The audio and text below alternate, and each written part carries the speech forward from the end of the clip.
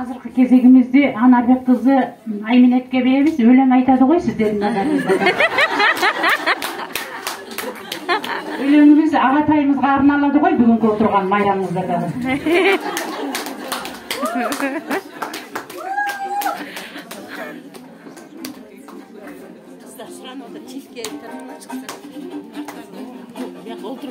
Sizde iyi de sırtız bunu oturup oturmak.